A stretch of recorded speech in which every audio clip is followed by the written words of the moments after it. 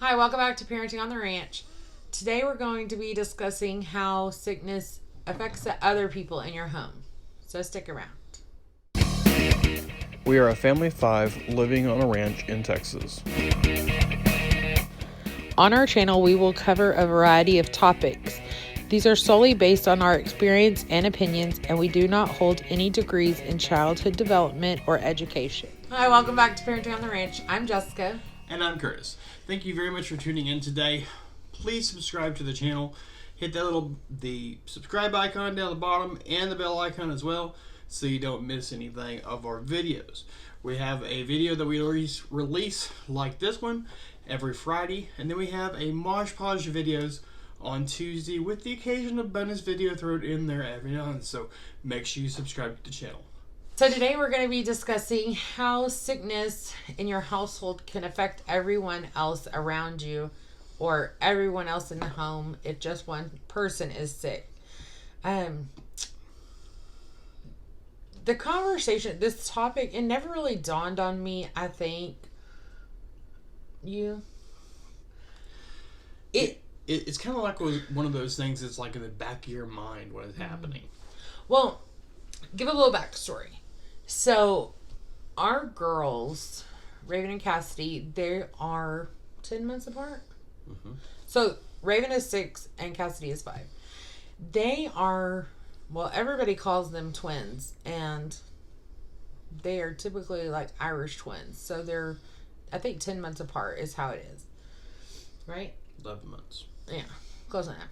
Anyways, they are basically twins. They think the same way, they have the same ideas, and they are very similar in appearance. But a side note of that, they have been essentially joined at the hip since Cassidy was born.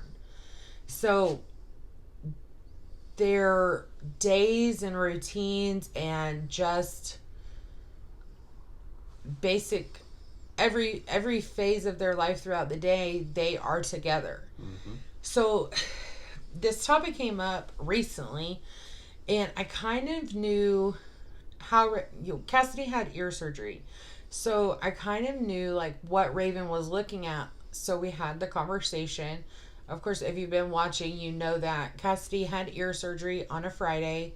She was supposed to go back to school on a Monday, the next Monday, but then she ended up having the flu, so she was out that entire week. So knowing that and knowing how close-knit the girls are, I kind of prepared Raven on Sunday, like, you know that Cassidy had ear surgery, you know that she's really, really sick, she has to stay home. So it's not the first time in her life that she has gone to school, because she went to pre-K and Cassidy was home all the time. But they've gotten in this routine, like they go to school together, we drop them off, they eat breakfast together. So, I mean, that's the basis of their day until they go to their separate class. So I kind of had that conversation, just quietly, calmly with Raven, like, that you're going to go to school and you're going to have to eat breakfast with your friends. Cassidy has to stay home. And I mean, she was fine with it. She understood, she knew. Or so it seemed. Yeah. So it was, well, she went to school Monday and Tuesday. Cassidy stayed home. And then I think it was like Wednesday afternoon when I went and picked her up from school, just me and just her.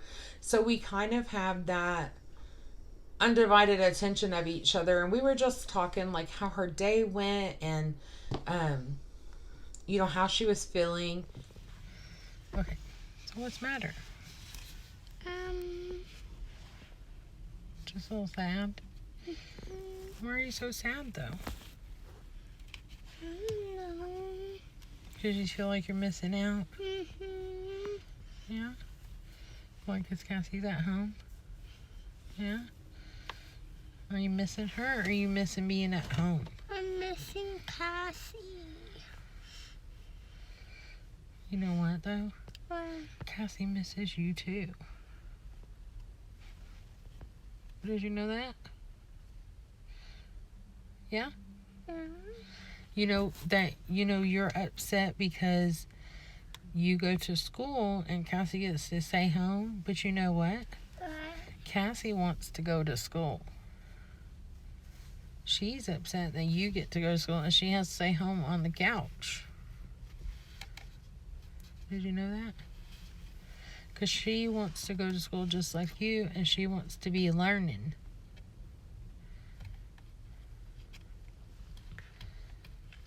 So is that why you had a hard day at school today?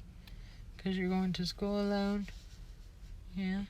When Raven starts to cry, it's really, really hard for me. Mm-hmm. Like, because she's so introverted with her feelings, I guess, she doesn't outwardly show, like, stress or concern or worry or crying. Mm-hmm. It's just not her. Now, she does show, happiness and excitement and all those things.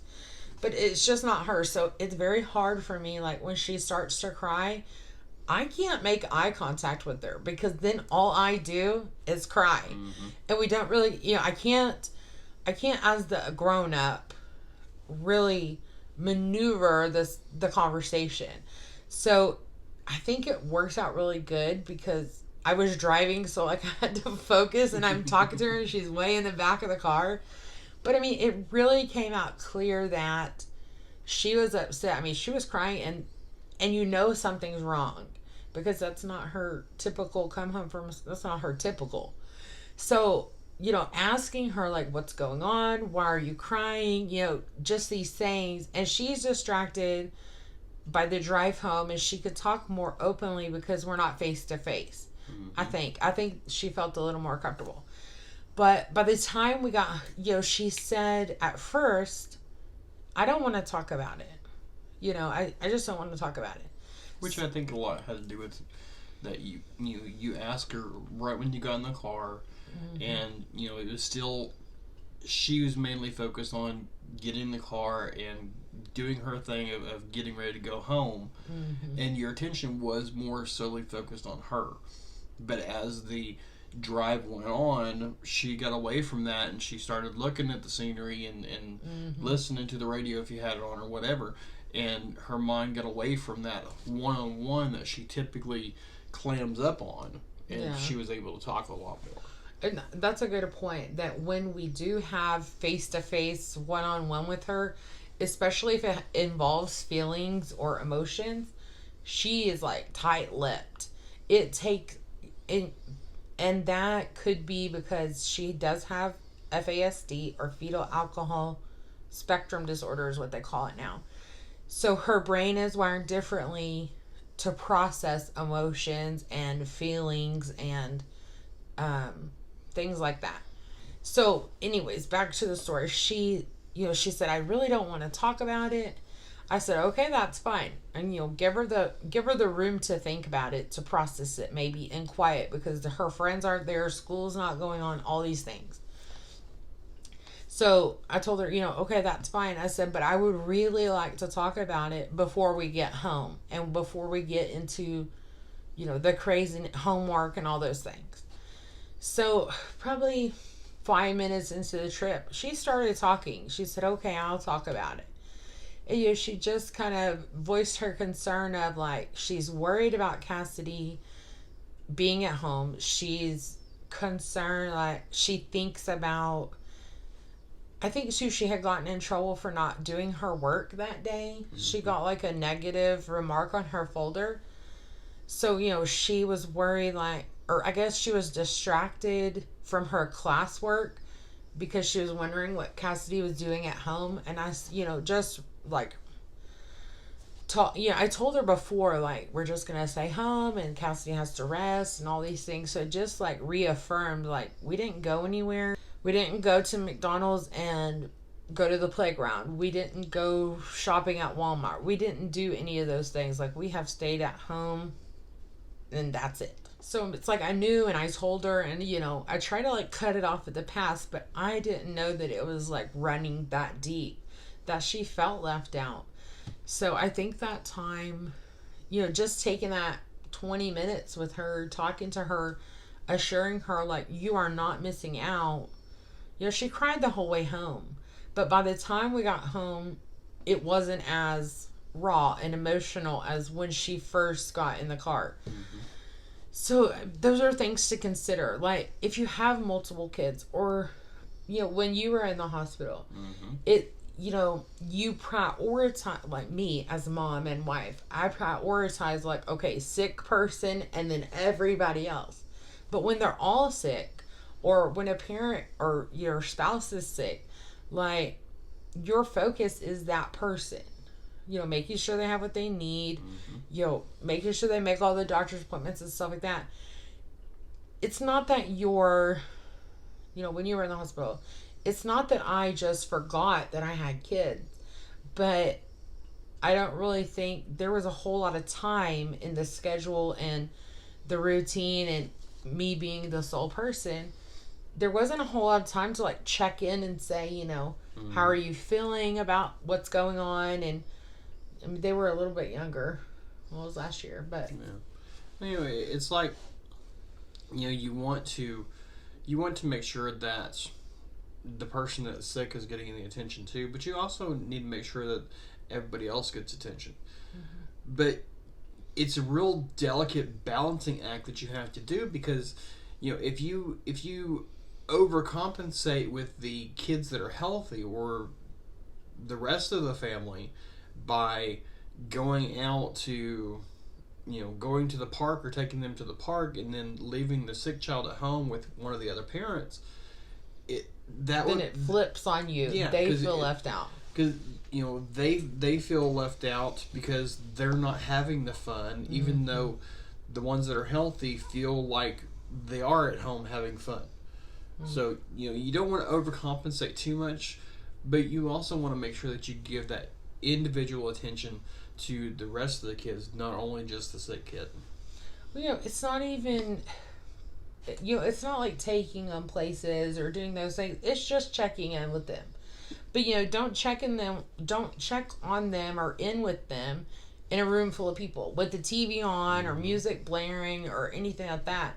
I mean, most of the time now, especially since that's happened, like when they're sick, it's them and me laying on our bed, or we're in their room at bedtime. It's just not an overwhelming conversation. I'm not like, driving in all these details and things like that. It's very calm. It's very just low and kind of monotone, because they're listening to me or they're listening to you, and that's how they gauge their response or their emotions, because again, they're small. They're learning how to handle all these new situations that are coming about. So if I'm overly dramatic, like, oh, so-and-so's really sick, like, to them, it's a life or death thing. It could overload them, basically. So if I stay controlled and hold myself together, then they kind of base off of that. But it's really hard when all of them are sick and it's like me and you versus them. No. Because they need they all need the same emotion, attention. They all have the same needs because they're all sick. So in that sense, they're all there. Nobody's missing out. But still, like, most of the time we do it at the table, like a daily kind of check-in thing. Ask them how their day went, if there's anything they need to talk about. Because I mean, I can steer the questions any which way that I want. Give them those open-ended questions where they have to give more than just a yes or no question, and then actually listen to their answer, so you can gauge on what your next question is going to be, your next open-ended question, and kind of keep it going in that direction until you find out what exactly is going on with them, or how their day went, or if they had an issue somewhere, or how they're feeling. Like when you were talking with Raven, ask those open-ended questions and listen to the responses. Well, I think that goes back to what I was saying about being monotone and calm.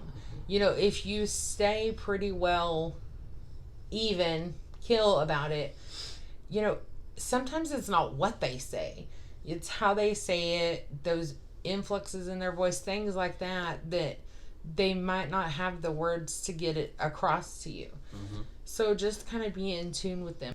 Sometimes life gets crazy, schedules get out of whack, whatever it is.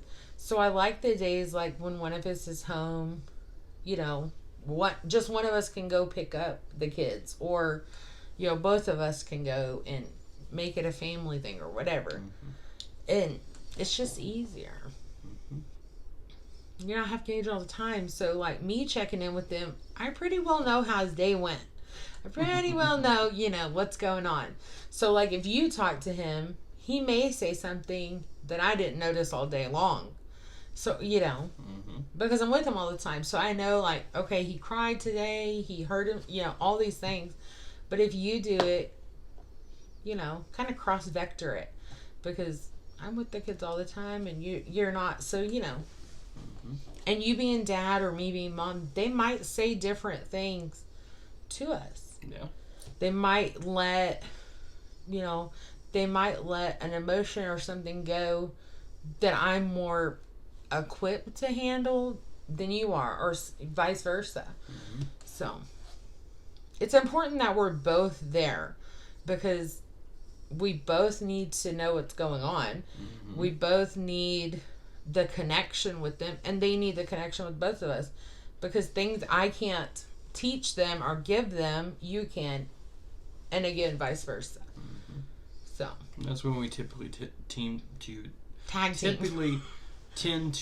team. Ooh, that's a lot of T's. Yeah. We're good at that though. And you have to be as a parent. Yeah. Back to the story with Raven. Another thing, if your kid is having the same issue, like feeling left out and things like that, like I said, I can reaffirm from her, but also have her talking to Cassidy and asking Cassidy about her day and how she was feeling, and hearing it kind of out of the horse's mouth, kind of situation, I think helped her a lot too. But it not only helped Raven out, hearing it actually from Cassie, but it also helped Cassie, realize that Raven was concerned about mm-hmm. her, and that she actually was interested in what she did and how her day was and stuff. Yeah. But it really helped both sides of the fence. Yeah. It's just crazy how when they're so little, they have these big, big people, big world mm-hmm. issues. Like, it's hard for me to get around sometimes that my 6-year-old is concerned. She doesn't know what concern means, but it's there, Mm-hmm. So, I think that checking in and taking time for each one really, helps them, again, learn the word, learn the feeling, work through it, and process it. So, this topic really came up on a rather difficult moment in a sickness that we had here, and it, we had to work our way through it, and we had to figure out what we need to do and how to compensate for the lack of interaction with everybody else in the family. And that's something as parents that we have to do. We have to be able to work that balancing act of whether they're sick or not, that we have the individual time with the kids, and that we, that everybody's getting the attention that they deserve. So, what are some of your ideas, methods, methodologies? Balancing. How do you deal with your kids and the rest of the family when one of them is sick? Leave a comment below and let us know a story, or tell us, just a general overview on how you deal with it. Leave a comment below. We would really like to hear from you about it. So we want to really thank you for tuning in today, and we would greatly appreciate it if you would subscribe to the channel, and like I said, make sure you hit that bell icon as well so you get notifications. We do the videos on Fridays like this that are more of a sit down discussion type thing, and then on Tuesdays we have a mosh posh type thing that's just kind of different generalized topics. And then, of course, we have the Maj Podge of videos, randomly throughout the month.